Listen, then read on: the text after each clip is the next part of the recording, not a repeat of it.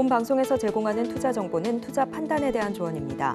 방송에서 제공하는 주식의 가치, 가격 상승 및 하락에 대해서는 방송사에서 보장하지 않습니다. 실시간 정보 브리핑입니다. 뉴욕 증시 중동 위기 추이와 기업 실적 주목, 중동의 위기가 고조된 가운데 뉴욕 증시를 비롯한 금융시장 전반에는 위험 회피 심리가 짙게 깔린 모습입니다. 지난 한 주 동안 뉴욕 3대 지수 급락했는데요. 다우지수 한 주간 900포인트 이상 급락하면서 전주 대비 2.3% 내렸습니다. 다우지수는 실리콘밸리 은행 파산 당시였던 작년 3월 이후 최악의 한 주를 보냈습니다. 뉴욕 증시의 공포지수인 빅스 지수도 지난주 하루 만에 16% 이상 급등하면서 1년여 만에 가장 큰 폭으로 올랐습니다. 지난 한 주간 S&P 500 지수 1.56%, 나스닥 지수는 0.45% 하락했습니다. 보릿고개 넘은 가상자산 거래소들 빈익빈 부익부 심화. 비트코인을 비롯한 가상자산 투자 심리 위축으로 이른바 크립토 윈터를 통과를 하면서 거래량이 줄고 수수료 매출이 크게 감소했습니다. 15일 금융감독원 전자공시에 따르면 국내 5대 가상자산 거래소 운영사의 작년 영업수익은 총 1조 1,785억 원으로 전년보다 26.8% 줄었습니다.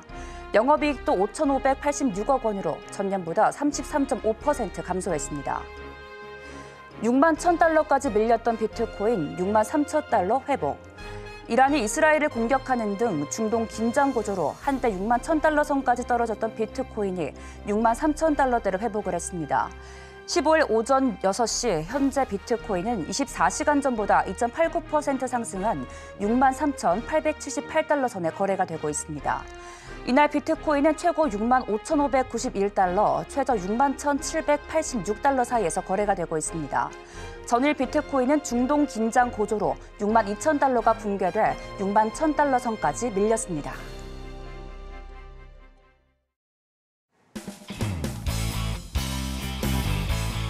네, 여러분의 성공 투자를 책임지겠습니다. 안녕하세요. 증시7 진행을 맡은 최은강입니다.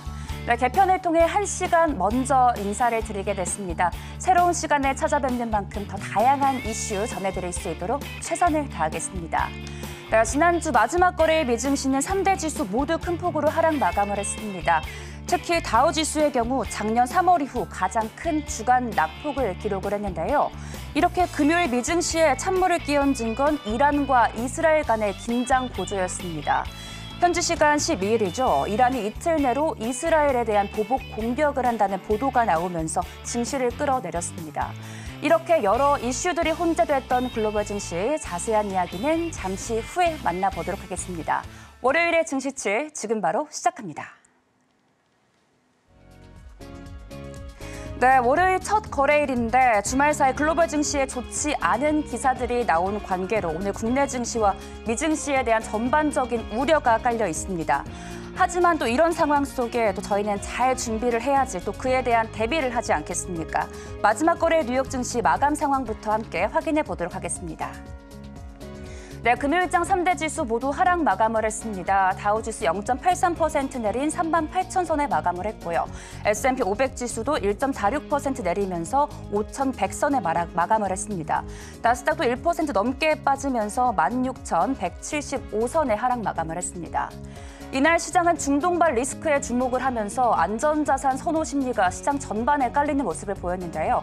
우선 맵으로 지난 한 주간 업종별 흐름 살펴보겠습니다. 네, 원윅 퍼포먼스입니다. 이렇게 빨갛게 불이 켜져 있는데요. 파이낸셜과 부동산, 헬스케어 순으로 가장 큰 주간 낙폭을 기록을 했습니다. 이어서 글로벌 이슈 함께 살펴보겠습니다. 네, 중동의 전운이 감돌고 있습니다. 이란이 이스라엘 본토를 공격한 건데요. 300기가 넘는 무인기와 미사일을 발사를 했습니다.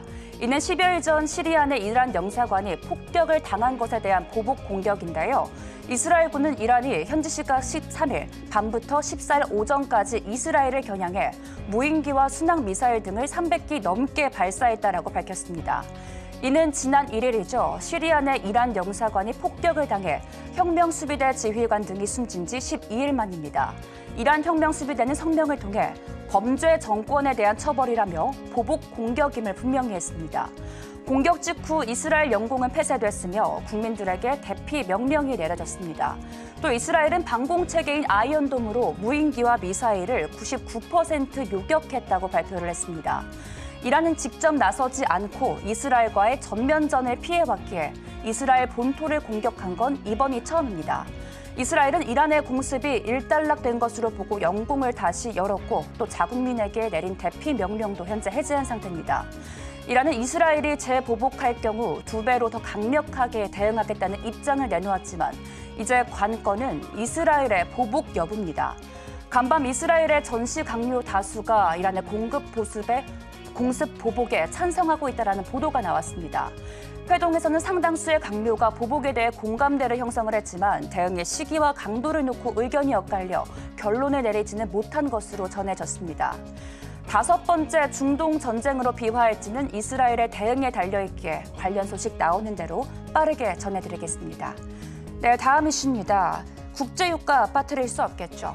이렇게 글로벌 경제의 단골 뇌관인 중동 리스크가 다시 고개를 들고 있습니다. 국제유가는 일찌감치 상승 곡선을 타고 있는데요. 이란의 보복 공격이 임박했던 지난 12일 6월물 브렌트유는 장중 배럴당 92.18달러까지 올랐다가 0.7% 오른 90달러 선에 마감을 했습니다. 브렌트유가 92달러를 웃돈 곳은 약 5개월 만에 처음입니다. 국제원유의 주요 운송로인 호르무즈 해협만 봉쇄가 되더라도 국제유가는 배럴당 100달러 선을 가뿐히 웃돌 것이라는 관측이 나오고 있습니다. 이렇게 지정학적 긴장이 더욱 고조가 되면서 국제시장 금가격 사상 처음으로 온스당 2,400달러 선을 넘어섰다는 점도 함께 체크하시면 좋을 것 같습니다. 다음 글로벌 이슈 살펴보겠습니다. 중국 소식입니다. 한편 중국 정부가 자국 통신 인프라에서 외국산 칩을 퇴출하는 작업에 착수했다는 보도가 나왔습니다. 중국을 최대 고객으로 두고 있는 미국의 인텔과 AMD는 특히 타격이 클 것이라는 우려가 나오고 있는데요. 월스트리트저널은 중국이 올해 초 차이나 모바일과 차이나 텔레콤 등 국영 최대 통신 사업자들에게 2027년까지 외국산 칩 사용을 단계적으로 중단할 것을 지시했다고 12일 보도를 했습니다. 외국산 칩 대신 중국의 국내산 칩 사용률을 높이라는 취지인데요. 과거와 달리 중국산 칩의 성능이 안정화되고 품질도 향상돼 이 같은 조치가 가능해졌다는 분석입니다. 중국 정부는 미국과의 긴장 관계가 고조됨에 따라 곡물부터 반도체까지 다양한 제품의 자체 조달에 힘써왔습니다. 그 결과 마이크로소프트, 델 등 중국 내 미 반도체 기업들의 시장 지배력이 약화되는 모습 보이기도 했는데요. 이번 이슈는 인텔과 AMD 매출에 큰 타격을 입힐 것으로 보입니다. 각사에 따르면 중국은 인텔 매출의 27%, AMD 매출의 15%가 나오는 최대 시장입니다. 두 기업의 실적 전망은 이미 미중 갈등에 의해 흐려진 상태입니다. 월스트리트저널은 이번 보도가 전 세계 반도체 사업을 분열시키고 있는 미술 기술 전쟁의 가장 최신 사례라고 평가하고 있습니다. 다음 이슈 짚어가겠습니다. 네, 인구 14억 명의 나라라는 것을 증명을 하듯 인도에서 19일부터 44일간의 국회의원 총선이 진행이 됩니다. 현지 여론조사에서는 나렌드라 모디 총리가 집권 기간 이룬 경제 성장을 바탕으로 4년임에 가뿐히 성공할 것이란 평가가 나오고 있는데요. 인도 시장은 미중 갈등이 고조되고 있는 상황 속에서 중국의 대안으로 부상하고 있는 나라입니다. 인도는 현재 메이크 인 인디아를 외치면서 제조업 시설을 대폭 늘리고 있는데요. 먼저 애플이 인도에서의 아이폰 생산을 확장하고 있습니다. 애플은 지난 회계연도에 인도에서 전년 대비 2배 증가한 140억 달러 규모, 그러니까 전체 아이폰의 14%를 생산한 것으로 나타났습니다.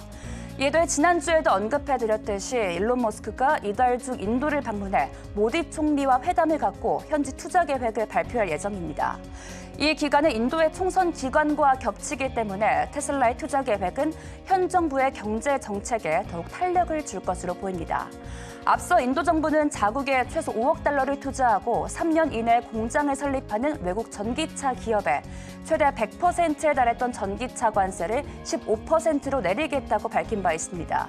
외국 기업에 적극적인 투자 유치 공세를 펼치고 있는 모디 총리의 전략이 성공하자 인도 정부는 10년 안에 인도 경제를 자립시키겠다고 확산시킬 계획도 함께 세우고 있습니다. 그중 첫 번째 계획으로 인도의 루피화가 널리 쓰일 수 있도록 국제화시키는 건데요. 인도는 작년 3월 18개국과 미국 달러화 대신 루피화를 이용하기로 합의했고 22개국 은행에서는 환전에 한도를 두지 않고 루피로 통하는 특별 계좌를 신설할 수 있도록 했습니다. 이러한 인도 경제의 성장을 증명하듯이 중국과 홍콩 증시가 연이어 부진한 모습을 보이는 반면 인도 증시는 꾸준히 우상향 곡선을 그리며 홍콩을 제치고 세계 4위 증시에 등극했다는 점 함께 체크하시면 좋을 것 같습니다. 이어서 종목별 이슈 짚어가겠습니다. 첫 번째는 테슬라입니다. 테슬라가 미국에서 주행 보조 기능인 완전 자율주행 FSD의 가격을 절반으로 인하한다라고 밝혔습니다. 현지 시간 12일 CNBC에 따르면 테슬라는 FSD 패키지 월 구독료를 기존 $199에서 $99로 내린다라고 발표했습니다. 테슬라는 신차 구매 시 오토파일럿은 기본으로 제공을 하지만 FSD는 월 구독료나 일시불로 $12,000를 내고 사용해야 합니다. 전기차 판매가 둔화되고 있는 가운데 테슬라는 최근 이용률을 높이기 위해 최신 버전인 FSD 베타 버전 12에 한 달 무료 체험판을 제공하기 시작했습니다.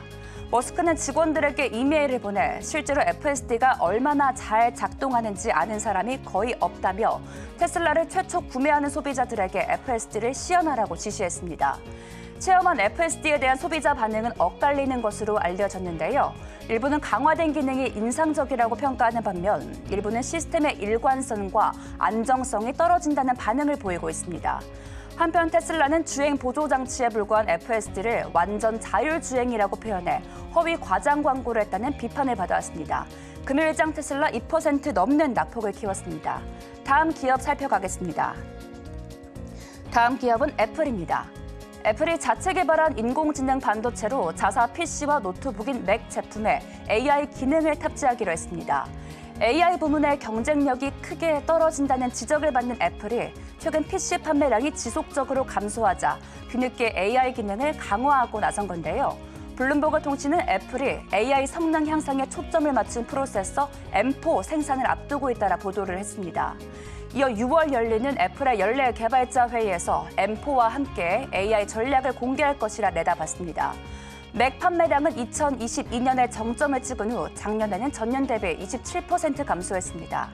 작년 10월 새로운 M3 칩을 공개를 했지만 M3의 성능이 M2와 별다른 차이가 나지 않기 때문에 판매량이 크게 개선되지 않은 것으로 풀이가 되고 있습니다.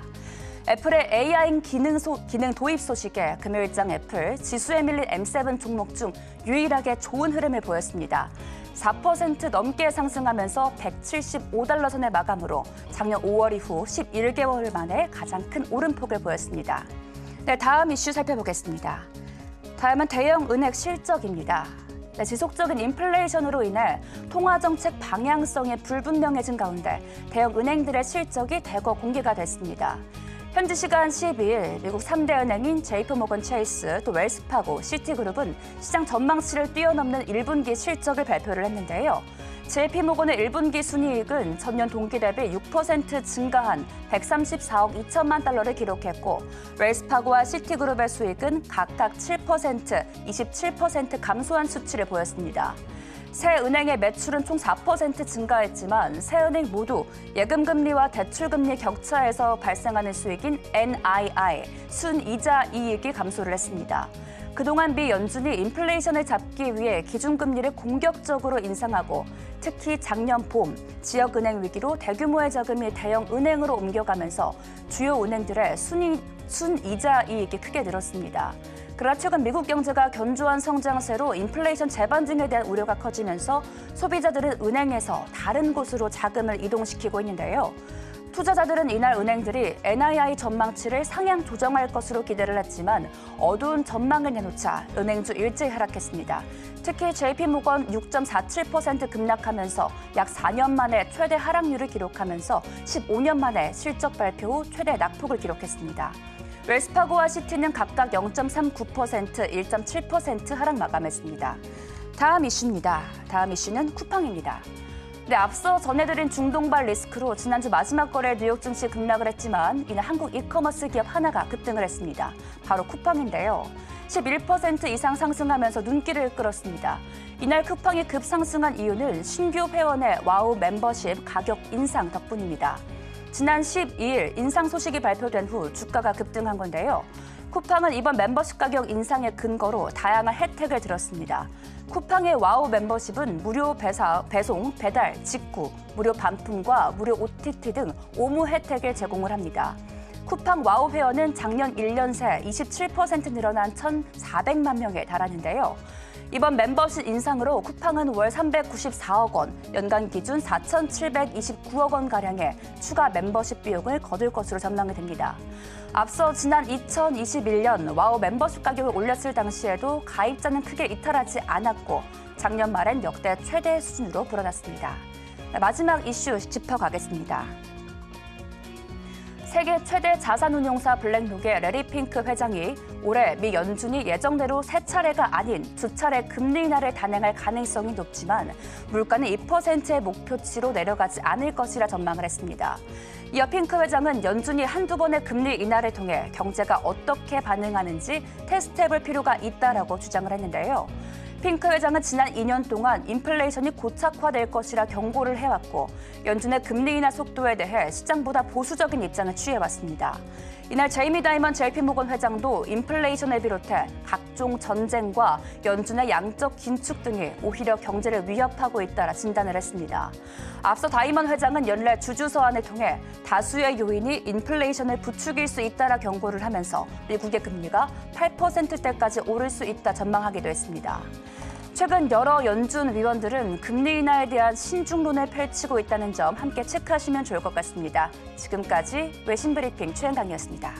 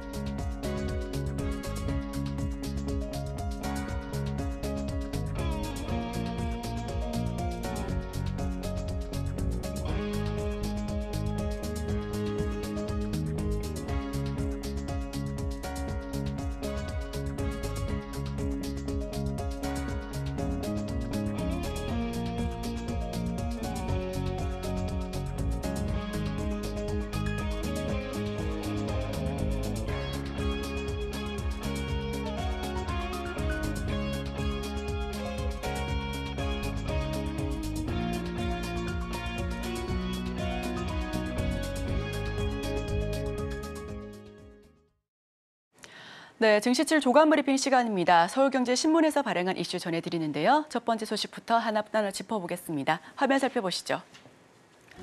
네, 직전에 외신에서도 다뤄왔었던 이슈입니다. 쿠팡 멤버십 1년에 10만 원 해지할래요 대 그래도 혜택이 많다. 네, 첫 번째 소식 쿠팡 소식으로 전달드립니다. 지금 화면 살펴보시면 쿠팡 와우 멤버십 월 이용료는 론칭한 2018년 10월 당시 2,900원이었고요. 2024년 4월에는 7,890원으로 껑충 뛰었습니다. 쿠팡의 실적, 매출액을 살펴보시면 지속적으로 늘어온 게 보여지지만 영업이익단에서는 계속해서 적자를 이어왔는데요. 작년에 런칭 이후 처음으로 흑자 전환에 성공하기도 했습니다. 다만 주요 유통업계 영업이익률을 살펴보시면 쿠팡이 맨 꼴등이다라고 볼 수 있을 만큼 저조한 성적을 보여주고 있는데요. 쿠팡이 유료 멤버십 와우 서비스 월간 이용료를 인상합니다. 지난해 창립 이후 처음으로 영업이익 흑자를 기록하기도 했는데 여전히 업계 최저 수준인 수익성을 끌어올려야 하는 미션이 존재하고요. 알리익스프레스, 테무, 쉬인 등 중국 이커머스와의 경쟁에서 투자 여력 확보를 위한 고육책이다라는 평가 역시 이어지고 있습니다. 쿠팡 가격 인상에 기존 회원 이탈이 이어질 것이다라는 가능성도 관측되고 있습니다. 해당 요금은 당장 13일부터 신규 회원에게 적용이 됐고요. 다만 기존 회원들은 올해 8월부터 새 요금이 적용될 것으로 보여집니다. 총선을 눈치 봤던 유통업계가 이번 쿠팡 요금 인상에 우리도 줄줄이 가격을 인상할 것이다라는 부분 예고를 하기 때문에 이 부분 역시도 많은 시청자분들께서도 좀 눈여겨봐야 될 부분인데 최근 알리바바와 국내 시장에 1조 5천억 원을 투자 계획을 밝혔기 때문에 쿠팡은 그 2배인 3조 원을 투자하겠다라며 맞불을 놓기도 했습니다. 이용요금을 올려서 자금을 마련할 필요성이 더더욱 커진 데 어쩔 수 없었고요. 이에 쿠팡 입장에서는 요금 인상이 불가피하기도 했습니다. 이번 인상의 쿠팡 유료 멤버십 수입은 연간 1조 원 넘게 늘어날 것으로 전망되고 있습니다. 쿠팡의 연간 영업이익률은 국내 주요 유통업체들 중에 최저수준인데 다만 쿠팡은 이용자들이 누릴 수 있는 다양한 혜택을 지속적으로 선보이겠다라고 전달하기도 했습니다. 네, 기사 요약하겠습니다. 중국 이커머스 대응에 수조 원 자금이 필요한데 영업이익률은 2%조차 되지 않고 있기 때문에 고육책을 내놓았다라고 하는 평가고요. 고물가의 회원 이탈로 이어질 수 있을 것이란 전망도 있습니다. 쿠팡 입장에서는 혜택을 확대해 나가겠다라고 설명했으니까요. 앞으로 변화된 쿠팡 소식 함께 짚어보시면 좋겠습니다. 네, 다음 소식입니다. 두 번째 소식은 도소매 등 17만 개 줄어들어 소비 둔화, 일자리 감소로 확산. 네, 일자리 감소 추이 함께 지켜보겠습니다. 통계청이 발표한 3월 고용 동향 보고서에 따르면 도소매업과 주요 서비스업의 취업자 감소폭이 두드러지고 있는 상황입니다. 수출 경기 개선으로 전년 대비 제조업 취업자 수는 증가했지만 좀 미미한 상황이고요. 여기서 낙수 효과를 찾아보기는 어려운 상황이다라는 평가가 보여지고 있습니다. 고금리 그리고 고물가에 따른 소비 둔화가 내수 밀접 업종으로 확산되고 있습니다. 농산물 가격 급등과 유가 불안의 소비자 물가지수는 2달 연속 3%를 웃돌고 있는 상황이고요. 실제 내수 경기가 어렵기 때문에 고용 둔화 역시 지속되고 있다라는 평가가 이어지고 있습니다. 구직 단념자도 큰 폭으로 늘어났습니다. 현재 고용시장에서는 경력직에 대한 선호 현상이 두텁기 때문에 20대보다는 30대 그리고 40대 취업자 수는 21개월 연속 줄어들고 있다라는 말도 이어지고 있고요. 한국은행 기준금리 인하를 기대하는 건 역시 당장은 어려울 것으로 보여집니다. 특히나 물가와 인플레이션이 잡히고 있지 않기 때문에 미 연준의 금리 인하 역시 연기될 것으로 가능성이 또 점쳐지고 있는데요. 한국은행의 금리 인하 시점 역시 좀 뒤로 밀린 상태입니다.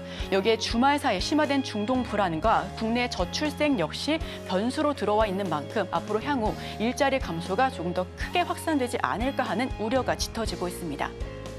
3월 취업자 수 증가는 반토막이 났습니다. 반도체 중심의 제조업 낙수 효과에는 한계가 있다라는 평가가 울고 있고요. 경력직 선호 현상으로 20대 취업자 수는 힘들고 현재 주축이라고 일컫는 40대 역시 신성장에서 산업에서 좀 진입하기가 어렵다라는 평가도 보여지고 있습니다. 건설 현장 부진 속에 고금리와 저출생 역시 심화되고 있어 정부는 민간 중심의 양질의 일자리를 강화하겠다라는 포문만 열어놓은 상태입니다. 다음 소식입니다. LG 디스플레이 50조 중소형 OLED 2위 탈환, 한국 패권 세졌다. 네, 세 번째 소식 전달드립니다.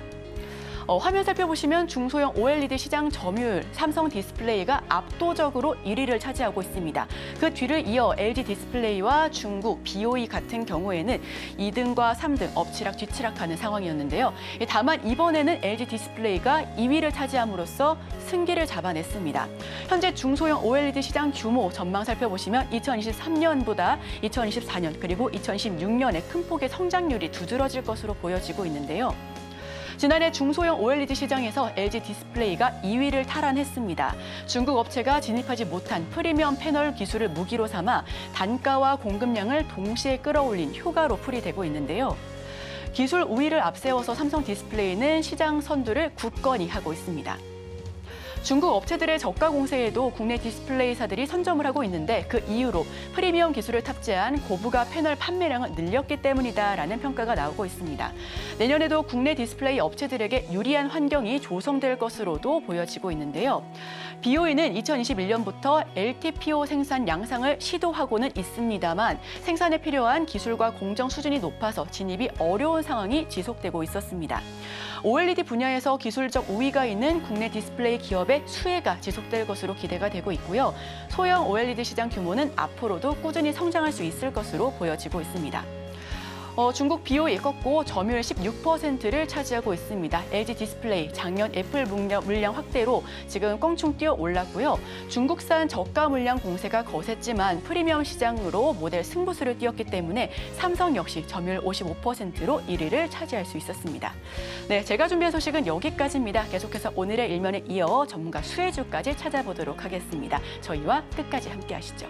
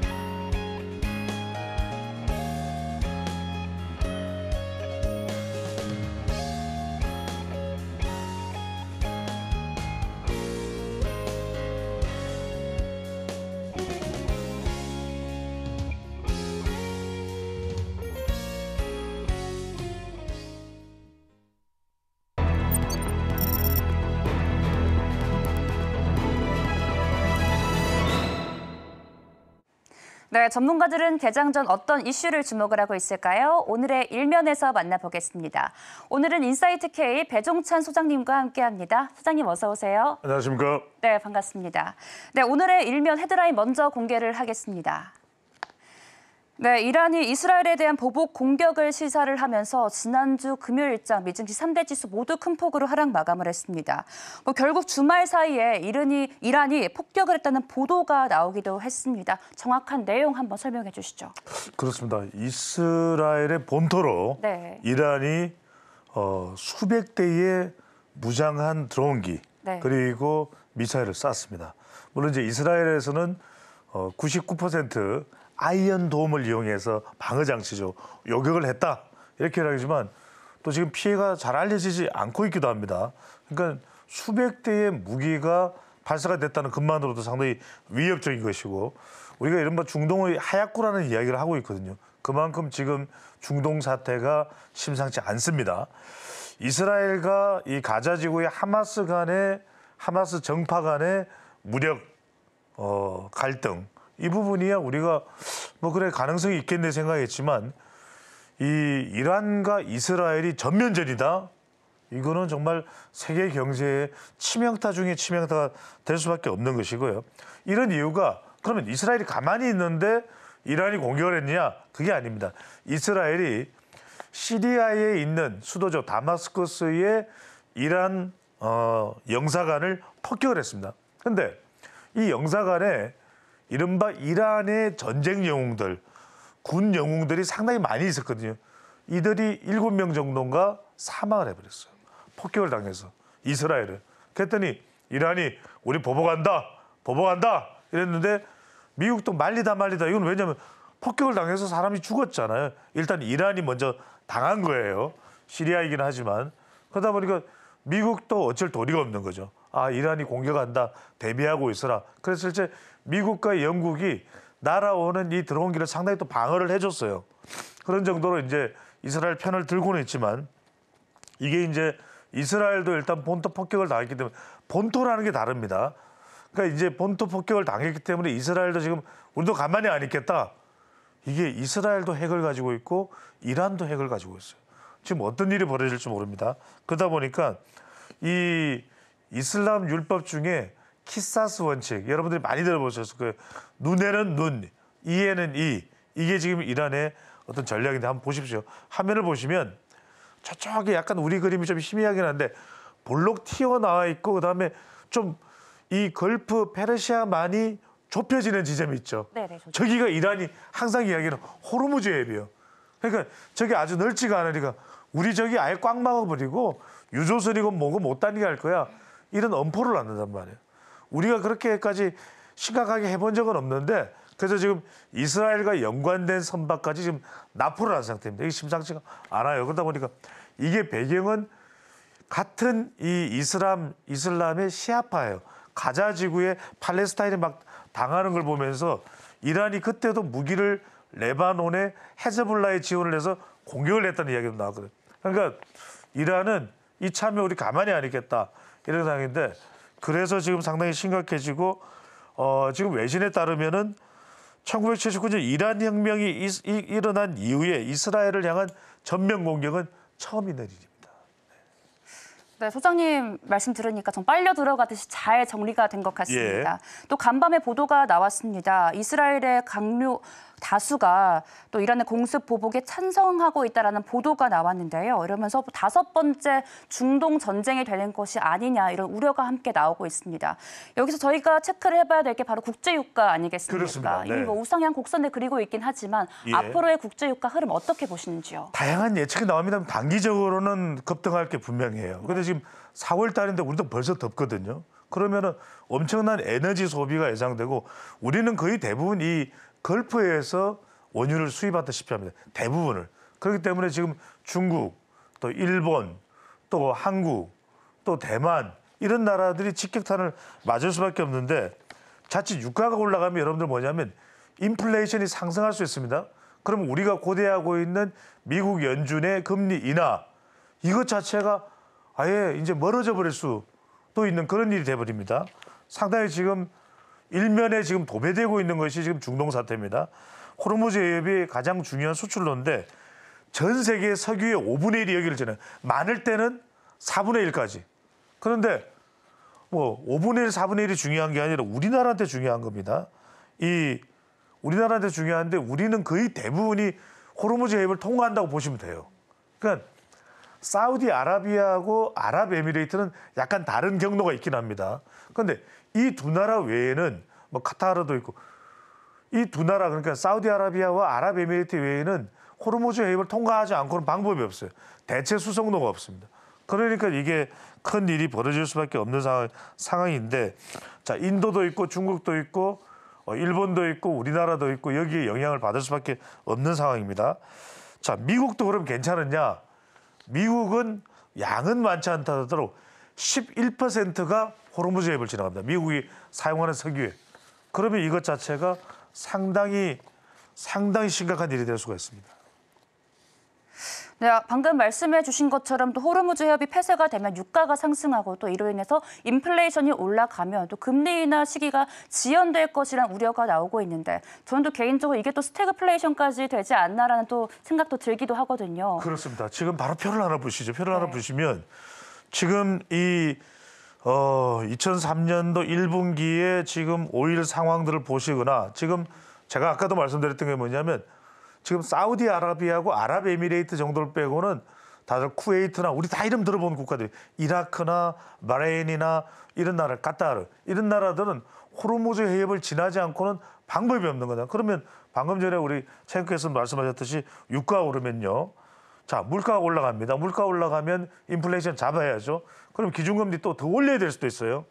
그러면 대출 이자 부담이 커지니까 이른바 소비 투자가 줄어들어서 방금 전에 말씀하셨던 난데없이 이제 인플레이션이 아니라 스태그플레이션 이야기가 나올 수밖에 없는 그런 상황입니다. 지금 이란이 오펙 플러스 국가 중에서는 원유를 세 번째로 많이 생산하는 곳 아예 동결해 버릴 수도 있어요. 그런 상황이 벌어지고 있는데 물론 이제 여러 가지 이야기가 나옵니다만 지금 이란의 움직임이 지금 시아파 중동 맹주자리 인구가 이제 1억 가까이 되거든요. 이러면 뭔가 한번 뿜뿜 해야 되는 그런 시점에서 이걸 멈추지는 않을 것이다라는 전망까지도 나오고 있는 상당히 민감한 이슈가 우리 경제에 또 글로벌 경제에 등장을 했다고 볼 수가 있습니다. 네, 중동발 리스크가 계속해서 이어질 것으로 예상이 되는데 슬프지만 저희는 또 여기서 관련주를 찾아봐야 하지 않겠습니까? 예.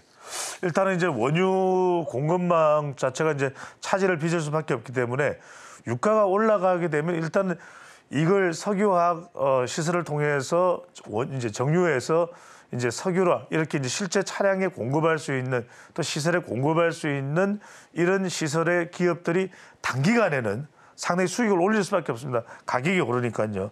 그래서 전면적인 군사 충돌이 아직까지 벌어지지는 않았습니다. 그렇지만 경제는 선반영되는 부분이거든요. 그래서 국제금융센터에서는 어떤 이야기를 하고 있냐면 잘 들어주십시오.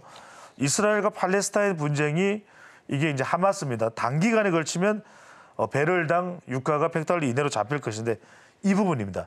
이란의 개입으로 원유 수출이 중단되고 호르무즈 해협이 봉쇄될 경우에는 $150를 상회한다는 거예요. $150입니다. 이건 물론 시나리오긴 합니다만 하지만 이제 이런 오버슈팅이 일어나면 또 이제 약간 소비가 주는 것도 있죠. 가격이 너무 비싸니까. 그런 면에서는 또 한편으로는 이런 주장에 대해서 그렇게까지는 안 오를 거야. 다 미국이 또 원유 생산 많이 하고 또 북해산도 있고 또 미국이 생산하는 셰일도 있고 그 정도는 아닐 거야. 이렇게 이야기를 하고 있습니다. 우리는 영향을 받습니다. 우리는 거의 대부분이 이 걸프만에서 옵니다. 심각합니다. 그래서 어쨌거나 간에 이 산유국 간에는 이런 생산량 자체를 높일 수도 있지만 또 줄일 수도 있고 우리에게는 여하튼 불확실성이나 불안정성이 커진다는 점에서 상당히 좀 타격을 입을 가능성. 왜냐하면 우리는 지금 반도체 등으로 조금 살아나고 있던 참이었잖아요. 그죠? 기준금리 인하에 대한 기대감도 있었는데 이제는 그런 것들이 상당히 묻혀버릴 가능성도 있다. 자, 구체적으로 말씀드리면 자, 국제 유가가 강하게 작동할 때 우리가 주로 눈여겨봐야 되는 것은 앞서도 말씀드렸던 정유, 또 조선도 있습니다. 왜 실어 날라야 되니까.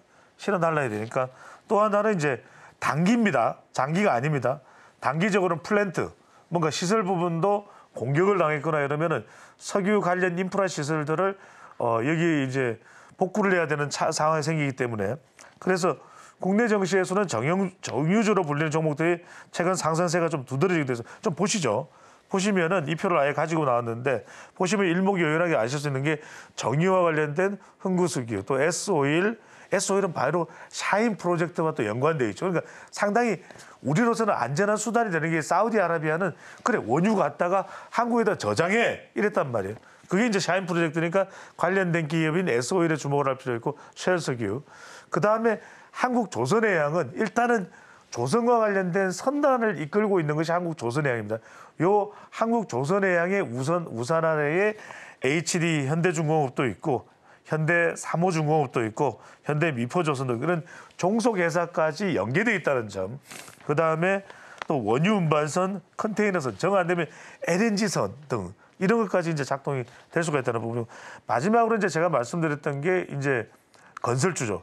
이건 조금 조심을 하실 필요가 있습니다. 그러니까 제가 말씀을 드릴까 말까 했는데 단기적으로는 괜찮을 수가 있어요. 왜? 시설이 파괴됐을 경우에는 빨리 이걸 또 복구할 필요도 있습니다. 왜냐하면 자칫 이게 이제 화재로 번질 수가 있고 원유 생산 시설이 상당히 그런 화재에 민감할 수밖에 없는 그런 시설이기 때문에 이것 때문에 단기적으로는 플랜트와 관련된 그런 종목들도 좀 집중적으로 조명을 받을 수 있는. 하지만 거듭 말씀드리면 장기는 아니라는 거.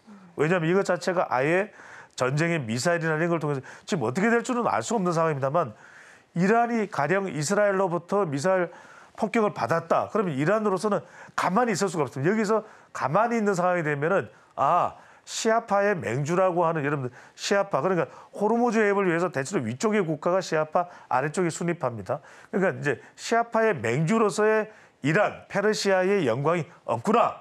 이렇게 또 국제적으로 이미지가 이제 만들어지는 것에 대한 상당히 거부감과 두려움이 있습니다. 그러면 다시 폭격할 수밖에 없고. 그래서 지금 이제 러시아 우크라이나 전쟁이 문제가 아닙니다.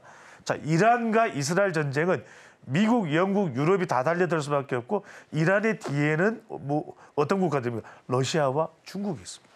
이러면 사실상 우리가 생각하는 것 이상의 에스컬레이션, 상황 자체가 증폭될 수밖에 없다라는 그런 점에서도 우리가 유의를 할 필요가 있을 것 같고요. 그다음에 이제 제가 이 플랜트를 말씀드린 게 올해 2분기를 보면은 인도네시아의 TIPPI, 또 사우디아라비아의 블루 아모니아, 그다음에 사우디아라비아의 NEC, 내셔널 EPC 챔피언입니다. 이게 뭐가 관련되어 있냐면 프로젝트 수주가 이제 우리가 예상되고 있는 그런 만큼 상당히 우리에게는 왜 우리가 상당히 사우디아라비아하고 관련이 많잖아요. 그리고 아랍에미레이트하고도 이명박 정부 때부터 계속 지금 이어져 오고 있거든요. 그러니까 그런 상황들이 실제 이 상황이 굉장히 불안해지면 그런 우리의 어떤 이 네옴시티라든지 그 이전에 사우디아라비아 상당 투자가 예상됐던 부분도 지연될 수 있습니다. 그런 부분에서 우리 동력이 우리 경제에 이런 부분에 타격을 받을 수 있기 때문에 그런 부분의 차원에서 개인 투자자분들도 각별한 주의와 대비가 필요해 보입니다. 네, 재건 관련주는 단기적으로 보아야 한다라고 언급을 해주셨습니다. 오늘 소장님이 이야기 너무 잘해주셔가지고요. 다시 보기로 보시면 이에 대한 정리 정말 잘 될 것 같습니다. 네, 오늘의 일면은 여기서 마치겠습니다. 인사이트 K 배종찬 소장님과 함께했습니다. 소장님 고맙습니다. 고맙습니다.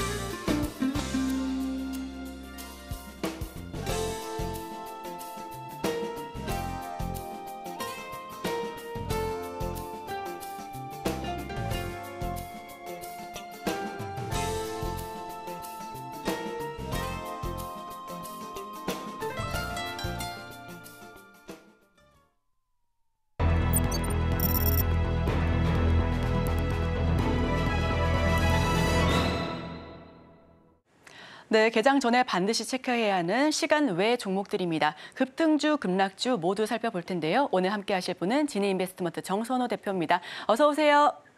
네, 안녕하세요. 네, 대표님 오랜만에 찾아뵙습니다. 우선 실시간 급등주, 시간 외 급등주부터 먼저 살펴볼 텐데요. 급등주와 그 외에서도 좀 추가적으로 눈여겨봐야 될 종목들 한번 살펴보겠습니다.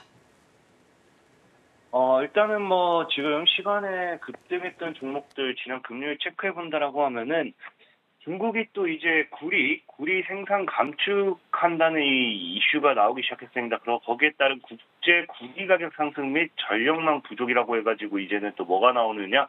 그러니까 중국에 대한 감축 이슈도 있지만 AI에 대한 이런 성장 모멘텀 이런 것들로 인해서 지속적인 전기 부족 현상이 일어난다 이런 말들이 나오고 있죠. 자, 그러다 보니까 이제 이 전력망 부족 현상에 따른 이제 구리 가격 상승까지 이슈가 되면서 전체적인 구리 관련돼 있는 수혜주들 모멘텀의 종목들 움직이는 거 확인해 보실 수 있습니다. 그래서 이제 첫 번째로는 이제 KBI 메탈이라는 종목이 있어요. 이제 KBI 메탈 같은 경우도 지금 구리 관련돼 있는 모멘텀으로서 시간에서 지금 이렇게 움직여주는 모습 체크되고 있고요. 전체적인 차트적인 흐름을 본다 하더라도 지금 1250원대를 지켜주면서 지속적인 반등이 나와주고 있습니다. 특히나 지금 이제 전체적인 이제 3년 정도, 3년 만에 하방 수세가 돌파가 나오는 구간대에서 반등이기 때문에 추가적인 상방에 대한 흐름을 좀 기대해 볼 수 있는 상황이 아닌가 좀 생각해 보고 있고요. 오늘장에 만약 급등이 나와준다고 하면은 지금 1,600원 정도, 이 1,550원에서 1,600원 정도의 저항을 뚫고 상승하는 구간인 만큼 다시 한번 2,000원대를 돌파하기 위한 시도를 보여줄 수 있지 않나 체크해 볼 수 있어요. 그렇기 때문에 차트적인 부분도 굉장히 메리트가 있고 현재 구리 관련되어 있는 모멘텀의 이슈 이런 부분도 좀 굉장히 메리트가 있기 때문에 한번 눈여겨보면 좋으실 것 같고요. 자, 그리고 이제 또 구리 관련되어 있는 반사이익의 수혜주로서 움직여줬던 게 두 번째로 이구산업이라는 종목이 있습니다. 자, 이구산업 같은 경우는 지금 현재 전체적인 신고가 패턴을 기대해 볼 수 있는 구간대라고 좀 보시면 좋을 것 같아요.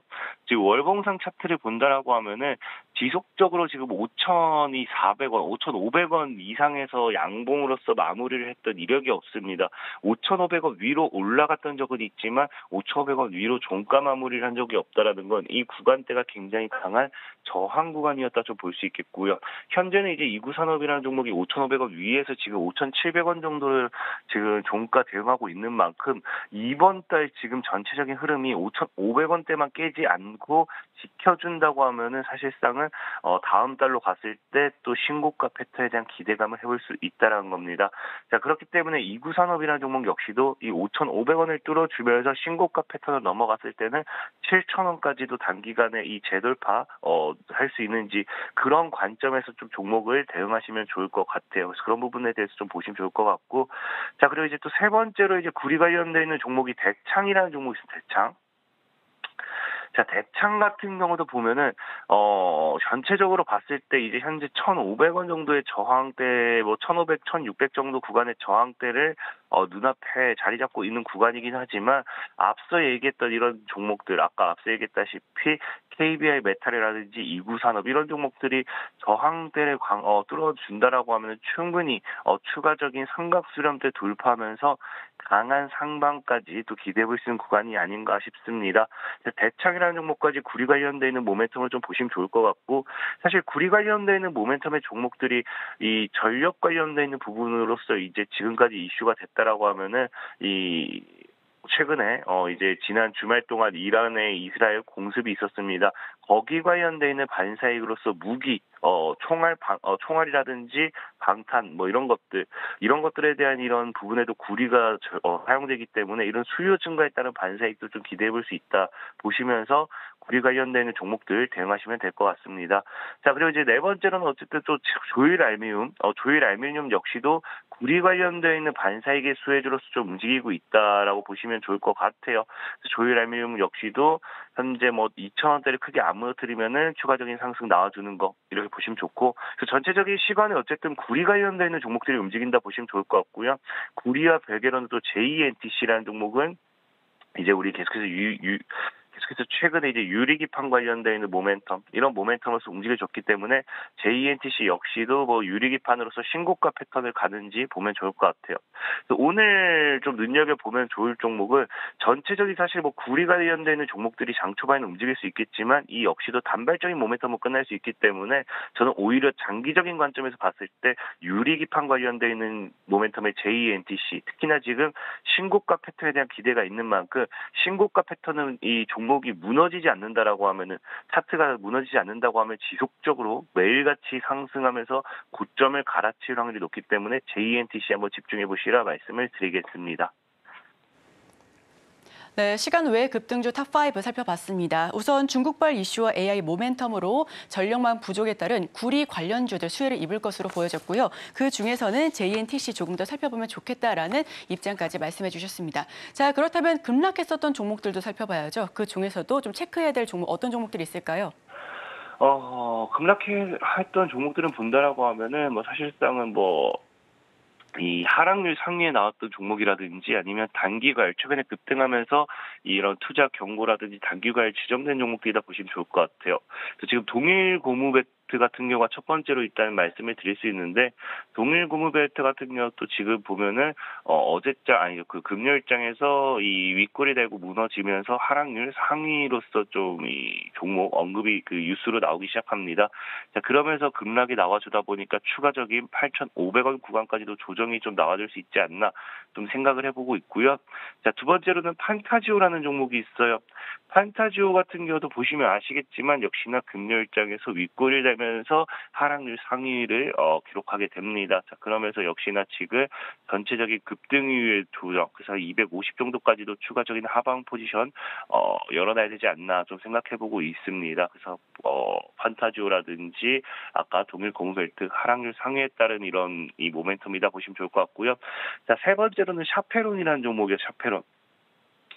샤페론 같은 경우는 좀 최악의 공시 중에 하나라도 볼 수 있는데, 유상증자 공시가 나왔는데 보통 3자 배정, 주주 배정, 일반 공모가 나오죠.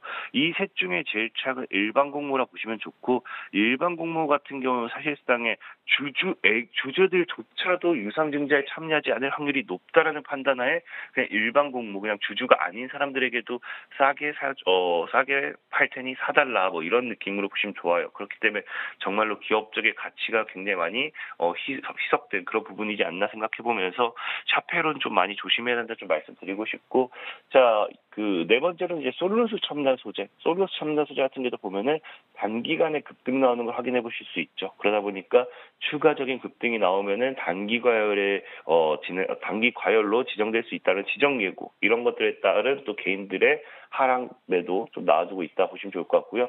마지막으로는 바이오스마트요. 바이오스마트도 지금 차트 보시면 알겠지만 단기적으로 상승이 나와주고 있어요. 역시나 이 단기 상승에 따른 단기 과열 지정 예고에 대한 모멘텀, 그래서 역시 단타하는 사람들에 대한 이런 수급이 매도세로 나와주고 있다 좀 말씀을 드리고 싶고, 마지막으로 제일 조심해야 될 종목은 아까 얘기했다시피 샤페론을 좀 말씀드리고 싶습니다. 샤페론 같은 경우는 일반 공모라는 거는 진짜 주주들조차도, 나를 믿어줘야 될 주주들조차도 우리 기업을 믿지 못하고 유상증자에 참여하지 않을 거다라는 판단 하에 그냥 개인들에게, 주주가 아닌 사람들에게도 이렇게 사주세요 한다는 거는 기업적으로 좀 스스로도 좀 불안함을 표출한 게 아닌가 좀 말씀드리면서 샤페론이라는 종목 조심하시라 말씀을 드리겠습니다.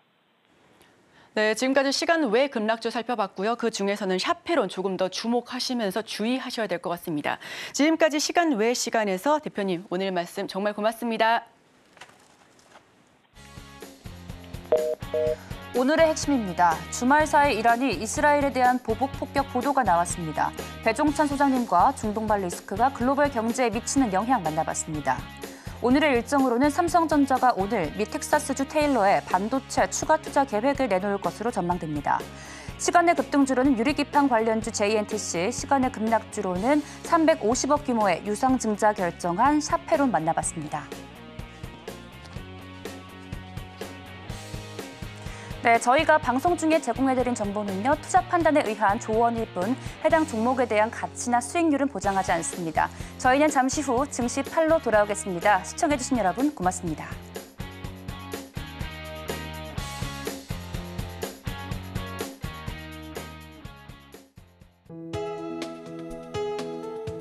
본 방송에서 제공하는 투자 정보는 투자 판단에 대한 조언입니다. 방송에서 제공하는 주식의 가치, 가격 상승 및 하락에 대해서는 방송사에서 보장하지 않습니다.